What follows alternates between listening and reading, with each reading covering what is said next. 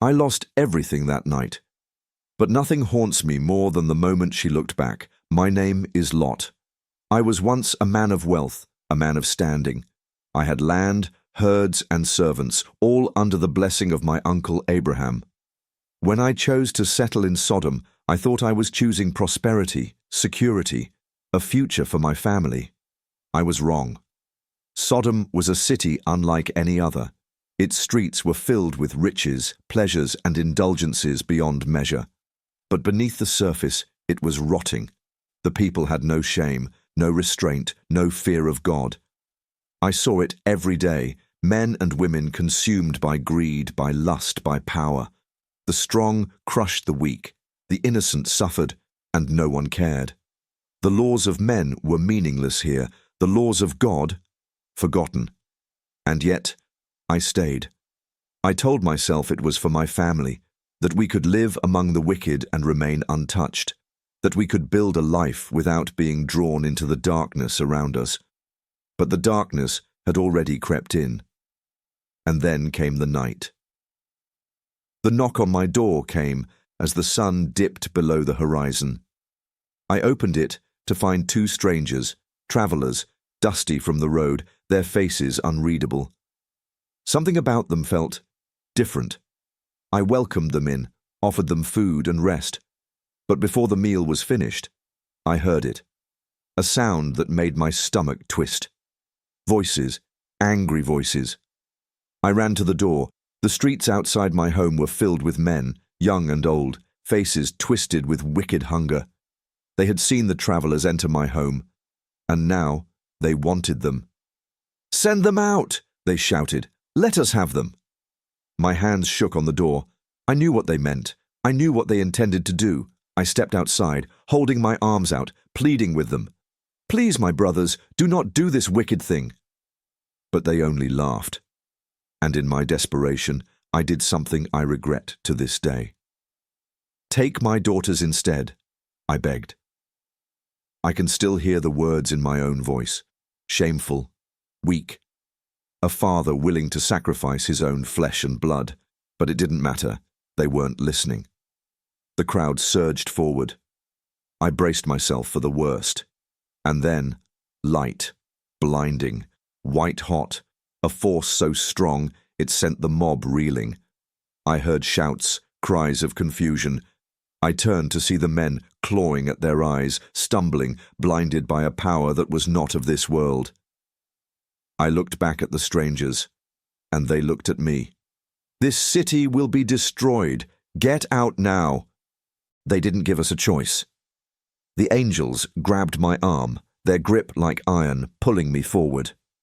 One of them seized my wife's hand, the other took hold of my daughter's, and before I could process what was happening, we were running. "Do not look back. Do not stop." Their voices rang in my ears, firm, urgent, but my feet hesitated. My home, my wealth, everything I had built, left behind in an instant. I turned my head slightly, just for a glimpse, but the angel's grip tightened. "Keep moving!" I could hear my wife breathing hard beside me, her steps unsteady. She was resisting. "Lot!" she gasped, pulling against my hand. "Are we really leaving everything? Our home, our life? Just like this?" I couldn't answer, because a part of me felt it too. Sodom was wicked, I knew that. But it had been my home for years. The streets, the markets, the wealth I had gathered, it was all there. And my sons-in-law. They had laughed when I warned them, called me a fool, refused to come. They were still there. I wanted to go back. I wanted to save them. But then, the sky changed. A deep, unnatural darkness rolled in, swallowing the early morning light. Not clouds, not rain, something else, something worse. A storm unlike any I had ever seen. The air grew thick, the wind carrying the scent of sulphur. A low, rumbling sound echoed in the distance, growing stronger with each passing second. I felt my daughters tremble beside me, clutching their dresses, their faces pale with terror. "Father, what's happening?" one of them whispered. I didn't know how to answer. The angels said nothing. They only pulled us faster, their eyes locked ahead. I forced my feet to move, step after step, away from the city, away from everything I had ever known. But my heart was still tied to Sodom, and I knew. So was hers. I glanced sideways at my wife. Her face was twisted in agony, her lips moving as if whispering something to herself. A silent plea, maybe. A prayer to turn back. "Keep going," the angel urged. The hills were ahead, safety. But behind us, the world was about to end. The first explosion came like a crack of thunder. A deep, unnatural rumble, shaking the very ground beneath our feet. I stumbled, nearly falling, my legs weak from exhaustion and fear. My daughters gasped, gripping each other for support. My wife let out a sharp breath beside me, her steps faltering. And then the sky lit up. A streak of fire, bright as the sun, cut through the heavens. It came fast, too fast, before striking the earth behind us. Sodom was burning.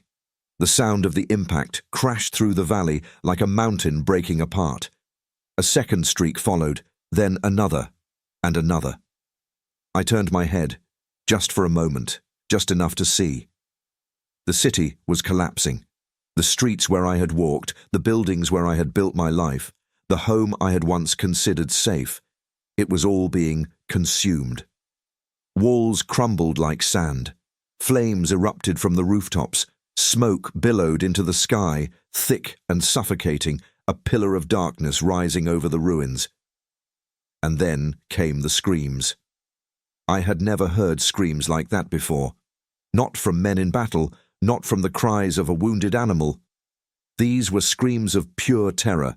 People were running for their lives, running toward nowhere. Figures stumbled through the smoke, their arms flailing, their bodies set ablaze as they collapsed into the dirt. Flesh burned, bones cracked. The very air smelled of sulfur and death. I clenched my jaw, my body stiff with horror. The angel's words echoed in my mind. "Do not look back. Do not stop." I forced my gaze forward. "Keep moving. Do not look. Do not think. Do not feel." But my wife, she slowed. I heard her breathing change, shallow, panicked. I reached for her hand, pulling her forward, but she resisted. "Lot," she whispered. Her voice trembled, not from exhaustion, but something else. Regret. "Lot, we can't just—" She choked on the smoke, coughing violently. I didn't let go. "We have to keep going," I shouted, but she wasn't listening. Her pace slowed again, her body twisted slightly. I didn't need to see her face to know what she was feeling. I could hear it. The hesitation, the longing. She had left the city, but her heart was still tied to it. The fire raged on behind us, the earth still trembling. My daughters kept running, their hands gripping my arms, their bodies moving only because I was dragging them forward. But my wife, she hesitated. She wasn't ready to leave. I could feel it in the way her fingers trembled in my grip. She wasn't just leaving behind a burning city, she was leaving behind her home, her life, her past, and some part of her couldn't bear it. "Lot," she whispered again, her voice barely audible over the roar of destruction. "Don't." I gritted my teeth, squeezing her hand tighter. "Do not look back. Keep moving." Another explosion tore through the valley. The wind howled. The fire grew hotter. The world behind us was dying. I knew what would happen if we stopped. I knew what the angels had warned us, but I could feel her hesitation breaking her. And then she let go of my hand. Her footsteps stopped. I felt it before I heard it. A strange, hollow silence between the crashing of the fire behind us and the sound of my own heartbeat pounding in my ears. I didn't want to believe it. I told myself I was imagining things, that she was still running, just a step behind me, that if I reached out, I'd feel her hand again, warm and trembling, but still there. But she wasn't. I turned my head slightly. just enough to see. She wasn't there. Panic shot through my chest. My breath caught in my throat, and for the first time since we fled, I stopped running. "Keep going!" I shouted, turning to my daughters, forcing my voice to stay steady, even as fear clawed at my ribs. They barely heard me. They were too afraid to stop, their eyes fixed ahead, running because they knew the fire was still coming. Because they knew we had to reach the mountains. But I couldn't move. Because she wasn't with us. "No," I breathed. "No, no, no." I spun around, my legs almost giving out beneath me. The fire raged in the distance, Sodom collapsing into itself, the sky raining destruction. And there, just beyond the ridge where we had last run together, I saw her. She was standing still, too still. Her arms were frozen at her sides, her head tilted slightly upward, her body locked in place, her back toward me, her face toward the city. The moment my eyes landed on her, I knew. A sound cut through the roaring flames behind us, a crackling, unnatural, inhuman sound, not fire, not stone, something else, something worse. I took a step forward, reaching for her, but my body was paralyzed, locked in horror. "No," I whispered. "No, God, please." Her skin, it was no longer skin. The soft, warm flesh I had held in my hands for years, the hands that had woven cloth, wiped the brows of our daughters, prepared our meals, was gone. Now it was pale, dull, hard, salt. I staggered back, unable to breathe, unable to think. My wife, the woman I had built a life with, the woman who had carried our children, who had shared every triumph and struggle beside me, was gone. She had been turned into nothing but a statue, a monument to hesitation, a lifeless form, standing on the very ground she had tried to leave behind, forever looking at the past she refused to let go of. I choked on my own breath, the weight of the moment pressing down on me like a crushing hand. "No!" I wanted to run to her, to grab her, to shake her, to scream her name, to break apart the salt with my hands and find her still there, whole and alive underneath. But I couldn't. She was gone.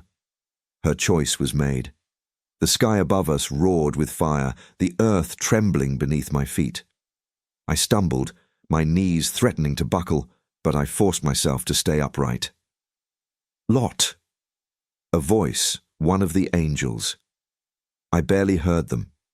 I barely heard anything but the sound of the wind howling through the empty air, rushing past the form of my wife, her frozen shape standing as if she could still feel it, as if she could still turn and face me, but she couldn't. I felt a hand grip my arm, strong, firm, commanding. "You must go." I shook my head. I can't leave her. She is already gone." I closed my eyes, pain stabbing through my chest like a dagger. It wasn't supposed to end like this. We had escaped. We had been given a chance, a warning, and she had heard it. She knew. She knew. And still, she had looked back. The realization settled in, sharp and unbearable. I couldn't change it. I couldn't undo it. She had made her choice. I took one last look at her. She would remain there forever, unmoving, unchanged, facing the city that no longer existed. And then I turned away, my heart breaking, my body numb, my legs weak beneath me. I didn't know if I could move, but I had to, one foot in front of the other, one step at a time. I turned my face toward the mountains, and I walked. I stood there, staring at her. My mind refused to accept what my eyes were seeing. She was gone, but she was still there, standing, motionless, a pale, lifeless figure, her body frozen in that single moment of hesitation. I wanted to run to her, to shake her, to call her name, to beg her to move, but she wouldn't move. She would never move again. The air around me felt heavy, suffocating. My legs refused to move. My body was shaking, but not from exhaustion, from something deeper, grief. I had lost my home, I had lost my people, and now I had lost her. I clenched my fists, my breath ragged. This wasn't supposed to happen. We had escaped. We were safe. We were supposed to be safe. But she had looked back, and now she was gone. A force yanked at my arm. The angels. "You must keep moving," one of them commanded. I resisted, my feet pressing into the dirt, but their grip was too strong. "Lot, we must go." I turned my head back one last time. One final glimpse. There she was, forever locked in that moment. Her head turned towards Sodom, her body stiff, her face unreadable, looking back. But she would never look forward again. The fire still rained down in the distance, the city collapsing, the screams of the dying fading into the wind. And she was a part of it now, a part of the ruin, a part of the past. She hadn't believed, she had hesitated, and it had cost her everything. A lump formed in my throat. I had to let go, I had to keep moving. Tearing my eyes away, I turned my face toward the mountains. And I walked. Days passed, or maybe just hours. Time blurred together after that night. I sat on the cold, hard ground, staring at nothing. The mountains surrounded us, silent and lifeless, nothing but rock and dust stretching into the distance.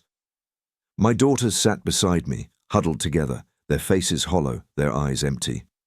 And my wife, gone.